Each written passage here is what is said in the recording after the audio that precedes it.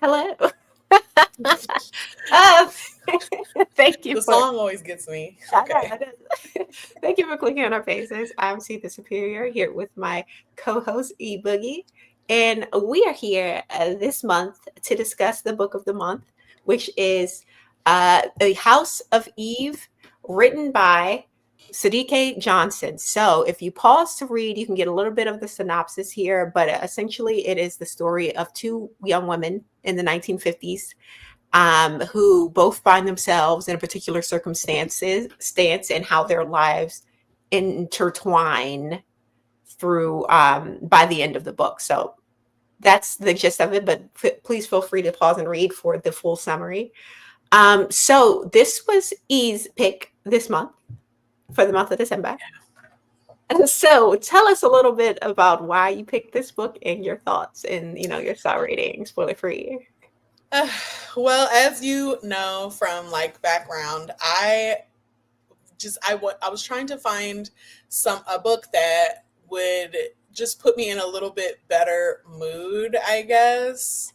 Mhm. Um and was really trying to hunt something down. This title had been like just floating around in my search every other month for a worthy book for my choices.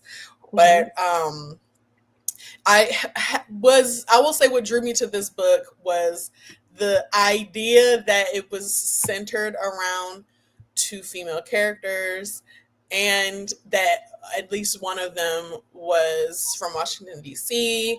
And I Mhm. thought that a lot of the bulk of one of those characters' stories was going to be centered on her campus life at Howard University.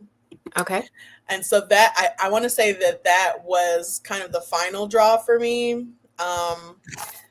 That said, the concept of an uplifting book, this book did not fulfill Uh-huh. really. Um, there's a lot of really heartbreaking and traumatic events that happen in this book. Yes. Um, I do want to say that while it is very beautifully written and there are some comedic moments, um, and I'll even say like some of the descriptions and the different references to parts of DC just feel very, I don't know, something about it feels like home. It feels like my people, right? But even some of the family dynamics. That said, like the things that these two characters go through, the two characters being Eleanor, I can't And remember her Bria. last name. Well, I'm sorry, you remember her? Eleanor's last name. Ooh, Yeah, I don't uh, remember. that's a It's good pick. okay. Eleanor, who is the college student at Howard University, she's in her early 20s, and then Ruby, who is a 15-year-old from Philly. The things that these two uh, women, female characters, go through are just really heavy stuff. And it was a lot. It was a heavy lift getting through and going through their respective journeys on this read.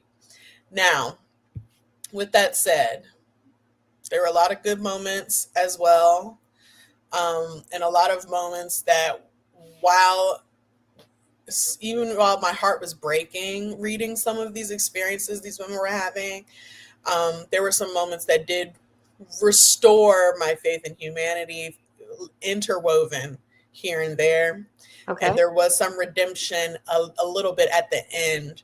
There was a little hope, a glimmer of hope at the end for me. Um, with all that, my star rating for this book is gonna be a 4. And Ooh, I know that's high considering it did not meet what I was really looking for, yeah. but because of how well it's written, I got through this story quickly. Oh, Like okay. I might have finished it in like a day and a half. Like I was in it. I was enthralled. And you know, maybe there's a part of me that just, I don't know, maybe I'm just addicted to the pain that, and trauma that these characters go through sometimes, but Uh, maybe a part of it too was like just wanting to see it through with them and see them get something, some payoff at the end. And I do feel like I got that. So I will say, um, yeah, four stars for me okay. for this one. 4 stars. That's very high. I feel like that's very high for you. I don't remember the last time you It's gave one of out a the 4. it's one of the higher ones for sure, especially for a book. I 2 pages in, I already was like, oh no, this is not Uh-huh. what this is not what I was looking for at all, really. Well. Okay. I guess I'll give my thoughts. So, okay. I didn't expect this book to be as heavy as it was. It was clear that this was going to be a heavier book from chapter 1. Like it was like as soon as you get in there, it smacks you over the head with some stuff, and I'm like, golly, right? The writing is good. I feel like there's definitely skill and talent behind the author. Um, the When it comes to our two main characters, I thought she did a good job of making them distinct. Like they have their own voice. You can tell what chapter you're in, even if you aren't paying too close attention to the names. It's clear based on how it's written, which is I feel like that's with a lesser author, it'll be harder to tell. Like it's just all written one way, and you know everyone kind of gets meshed together. But there's a distinct difference between the two. Um, I enjoyed reading about DC through the eyes of a 1950s woman in DC. Because, like you, my family's from the DMV area.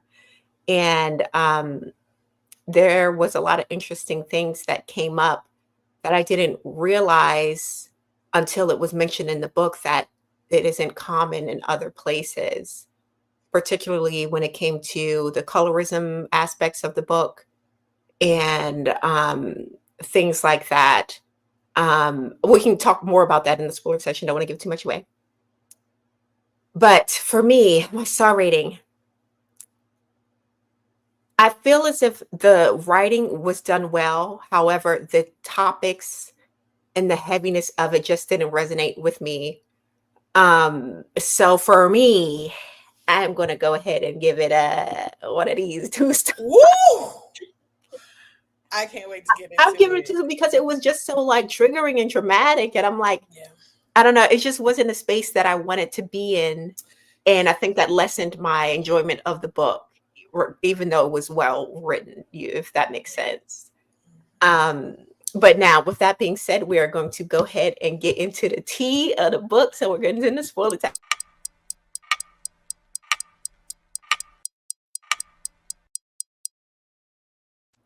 Okay. So, being from the DMV area, right? DC, right? My grandparent, my mom's side, they all live in DC, and they are all very, very light, right? And I never realized outside of my own family that DC is a very colorist area. I had no idea really until kind of reading Eleanor's experience and realizing, oh, okay, this isn't normal outside of DC, right? Yeah. And to kind of hear that through the character kind of validated some of my own experience being like, brown or but it depends on who you ask. Some days it's like, um, so and with my mother's side of the family who are all very light, it just felt like a validating experience or validating hearing that, okay, this is a issue that is prevalent in DC. I guess maybe particularly in the 1950s, but also up into, till today. Um, and I don't know, what are your thoughts? I think that the reason that it might be more prevalent of an issue amongst the Black community in DC, and I'll say Prince George's County, Maryland, is, Yeah. you know, which the book refers to, there very early on were Black doctors and lawyers and legislators Mhm. in the DC area. And not only that, but this area is populated by a vast array of Black people from different, I'll say, in different social standing, but in different economic classes. Whenever you have a diversity of economic class, no matter the race, you're going to see some added caste system upon Yeah. which people are using to judge, or qualify you. And I Mhm. think, that's why in the book it's very much so, I would say, one of the lingering themes, alongside like Eleanor's family background and upbringing, Mhm. um, her complexion, and Mhm. it being devalued because it's, it's not what the upper crust, upper echelon Jack and Jill Black folks were used to or wanted to even be around. Mhm. There's an immediate connection to, um, just, or I'll say a disconnection, or I guess like a less of a proximity to whiteness, Okay. um, Yeah. and less access, being darker skinned, Mhm. that this book really focuses on. And I think it plays a big part in Eleanor's experience, Yeah. starting from More the very so beginning. than Ruby. And yeah, when Eleanor is kind of, getting into the family with her fiance or now husband William, and she gets a lot of inner comparisons to the other girl who was raised with him, who was basically the mom was trying to set him up with for life. Was it Hmm. Greta? Greta, Greta. who was, light bright, damn near white, and thought she was like the it girl, right? And an And AKA. oh yeah, uh-huh. And even the mother, did I write her name down? Eleanor's step mother-in-law, Rose Ooh. Pride. Rose. Yes, Rose was very much, colorist herself. And I thought it was like, wow, there's so much that Eleanor's going through on that front outside of when we later find out that she is sterile, like she's unable to carry a child to term. Mhm.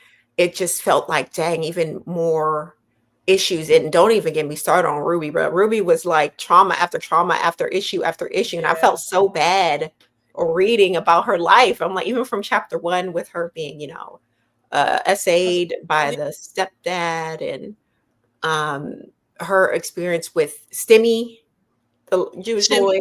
Shimmy. Is it Shimmy. Shimmy? Yeah, him. I thought it was cute at first, but then when it was getting to the point where she was sent off to the house of Eve, I was thinking, wow, this boy really didn't do nothing for her. He didn't try to get her. He didn't try nothing. And she's suffering in this house. And after reading the book, when it had that epilogue or that kind of a note from the author, and she was saying how these were real places where unwed mothers would go to kind of give birth to the baby and come back and live their life, and it just seemed like such a horrible place to be. It's almost like a like cattle, they were running them through there. Yeah, yeah. And I think it's important to note that these homes for unwed mothers were, I will say, international. Mm, I don't remember the film I originally saw conceptually what this was. I think it was set in Ireland though. okay. And it just gives you a glimpse into what it was like for, um, young ladies who got in trouble, Mhm, and not only were they like shamed, but they were traumatized in these places and abused. mhm, mhm, Abused. Um, the author goes on to note that so many children were lost in this system of adoption, Mhm. and not always willingly given up, Yeah. obviously, Mhm. as is kind of discussed in this book as well. Yeah. Was Um, that one girl, who was that? Was it who wanted to keep her baby, but she was unable to keep her? It was the one who was worked in the house of that guy, and he would yeah, repeatedly yeah, molest. assault her. Yeah. I want to say Georgia or Savannah, one of those, Mhm. something like that. It's a But I know shame. what you mean. And when we get more information about it, actually we get a lot of this in chapter one, but as the book goes on, we hear more about Ruby and her mom Inez, and how much of a bad mother Inez is, it, particularly to Ruby, because she has another baby in the book, Yeah. Hmm. and she seems to be more caring and attentive to that child, but she was never like that with Ruby. And it I, was, I, I'm sorry, I didn't mean to no, go interrupt.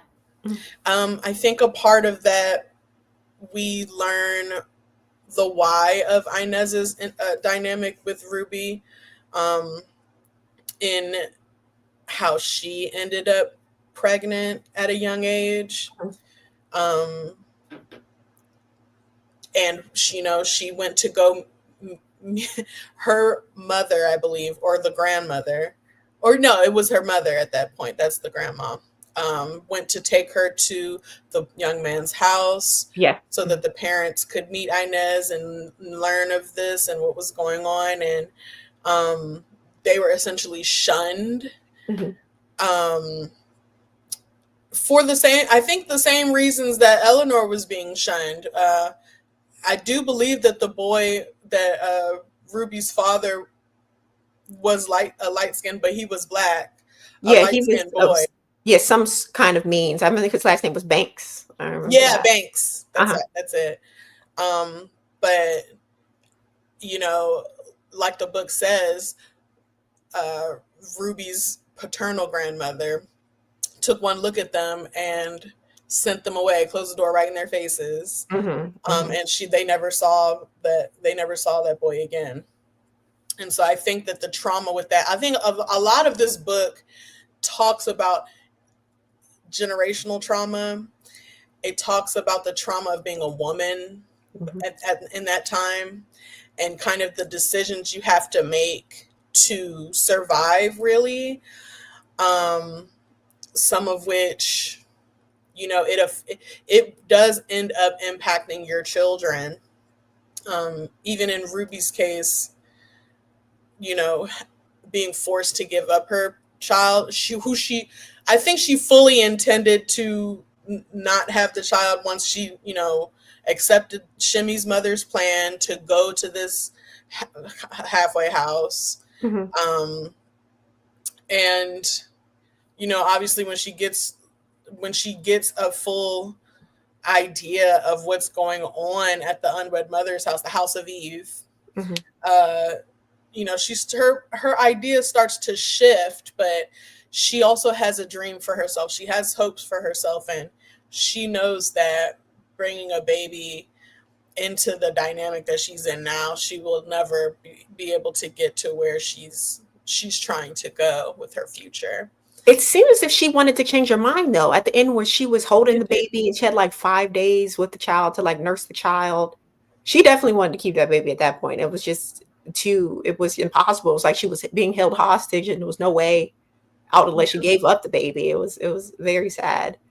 And there were yeah, parts of the book that I was thinking, "Okay, is she gonna, like, dip and escape like Bubbles did? And then, is yeah. Eleanor going to end up without a baby and faking the pregnancy the whole time?"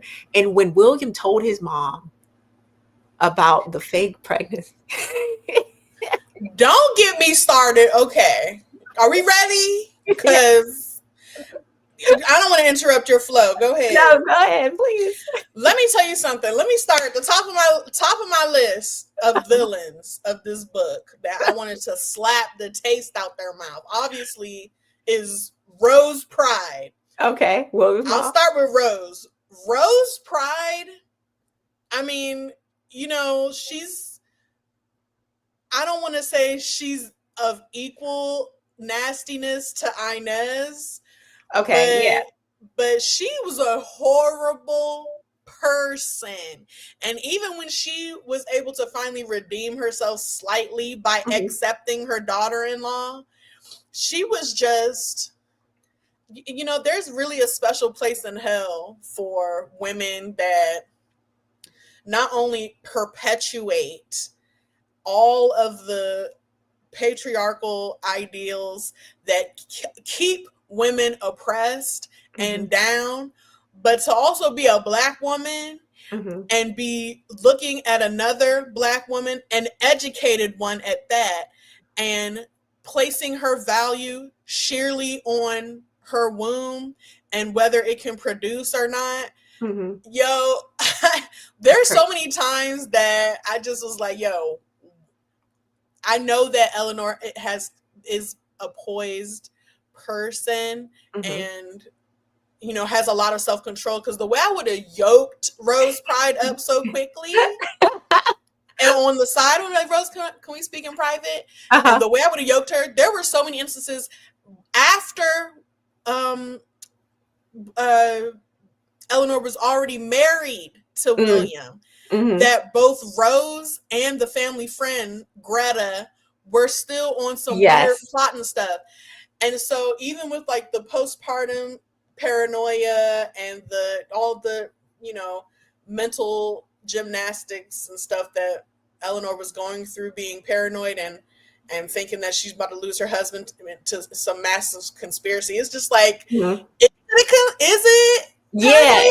Because they're Rose. moving real weird. Yeah, Rose was definitely. I feel like she was definitely still trying to get Greta in there, in there, like her Yeah. foot in the door.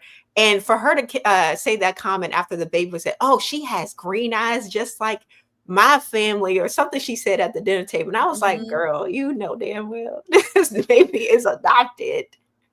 Yeah, Why are you talking? It's I was weird." very put off by that as well. Mhm.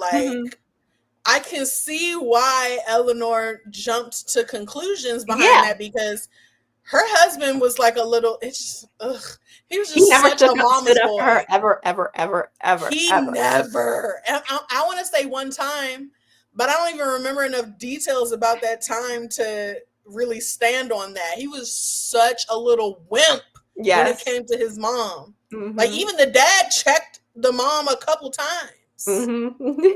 I was just so annoyed by that. I mean, and Inez, Oh yeah, she's on the Inez was a list. broken woman with what she was willing to accept to have a man in her life. She's Ugh. a really broken woman. She belonged in jail, but she a really broken woman. And you know what? The fact that the author decides to give her another child, I don't know. Wow, right, with that molester. That Chester up in her house, Yes. absolutely. Ugh. Absolutely. Talking, Mm. bragging about him trying to marry you, girl. Right, ill, ill. That's no prize, man. He on the villain At list too for all. sure. At all. Mm. Okay. Inez, Rose, Greta, Who need to be on the list is Mother Mary, Sister Catherine, or whatever her Sister name was. Margaret. I want to say Yeah, Mother Margaret or something. she needs to be on the list as Whatever well. her name is, she was nasty. The other two or three, whoever other nuns that Mhm. was having is this baby light skinned enough to go into a nice household? Them Mhm. sisters can go straight to hell. Mhm. Mhm. Straight up. It reminded me so much of The Handmaid's Tale with Haven't that, seen it. how with the House of Eve. I really just, it was difficult. Like, I was tuned in, like I was locked in, Uh-huh. because I needed something good to happen. Like, I couldn't let it go Mhm. unless some relief came Yeah. eventually. It was a lot up That's in why I that was House of hoping Eve. that Shimmy was about something. That's why I was like, oh, please just let him be a nice, good guy that's about to, get her out of this. No. I'm not gonna fully redeem him. I mean, I'm sorry, I'm not gonna fully indict him or fully redeem him. But am I tripping? Or didn't he propose?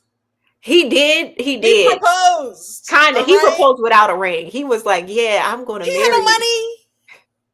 He was like 18 years old, maybe 19. He could have got something. I don't know. Girl, It's not real unless the ring is in the hand. Anybody can say, "Oh yeah, I'm going to marry you." Look, where's the proof? He was ready to go. He came with no proof. She said no.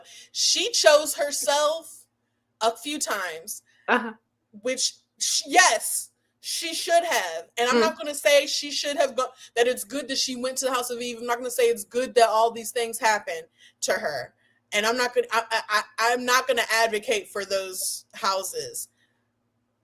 With that, I did feel some relief that she was able to choose herself all the different times that she had to get the end result, and praise the Lord that baby went somewhere where I knew, where the people with people that I knew that were that were safe for the most part. Yeah.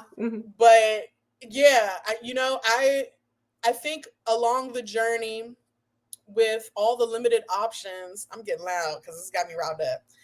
With all the limited options that Ruby was presented with, being poor and darker skinned, and with born to a mother that didn't love her, living with her auntie, didn't love her enough. I'll say, didn't know how to love her.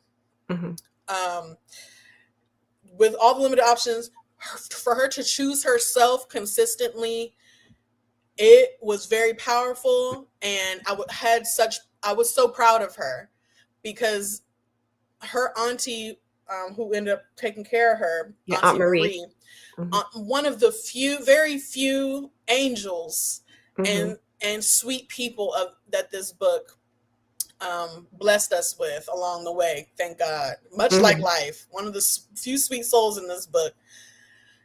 She reminded her that they have a legacy of not only teenage pregnancies, but bringing a baby into really not gonna say squalor, but really into a household that could not. I think we can call that squalor. The way they were describing that house. Aunt Marie worked, and she worked 2 jobs at some point. All right.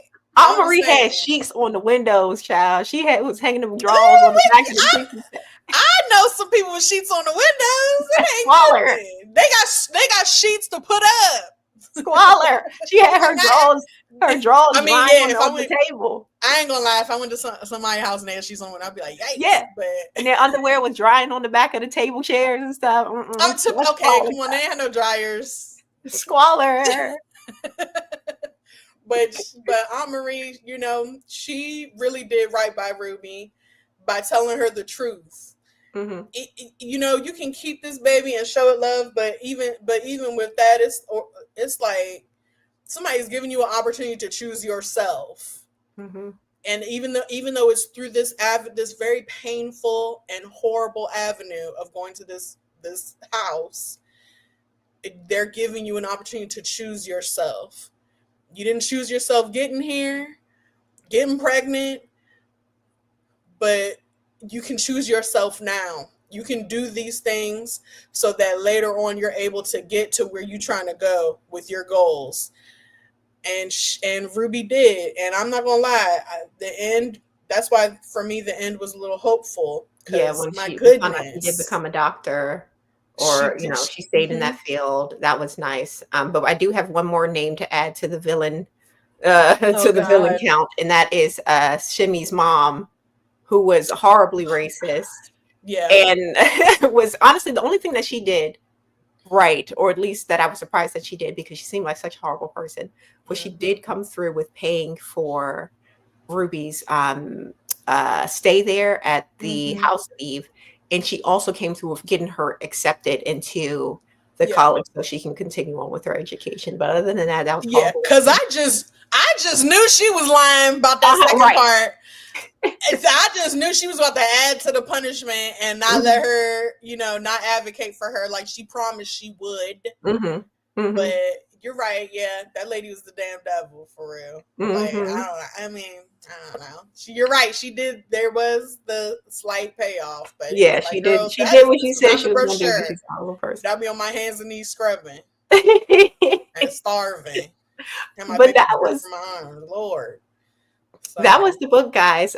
Please let us know what you thought about it in the comments. And and join us next month when we talk about the next book of the month that I already have pre-selected. And I'll Yay. let you guys know. This is my first time telling E too, so she's gonna find out with the rest of y'all. So because I want a little, a little holiday joy in my life. I need some lightheartedness going on, right? Thank you. I picked a Christmas book because I'm still in the Christmas spirits, right? Yay. Um, but I also, if you know me, you know I like a little bit of thriller. So this is a Christmas thriller, guys. And it's called The Most Wonderful Crime of the Year by Allie Carter.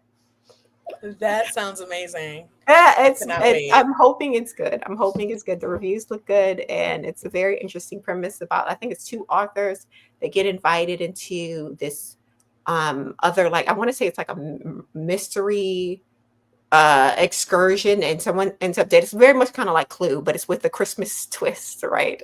And I'm excited to read it and talk about it with you guys next All month. right. Exciting. Thank you. Something lighthearted. Thank God. Yes. Much needed. But thanks for watching, and please like the video if you like the video, and join us next time. Goodbye. See ya. Goodbye.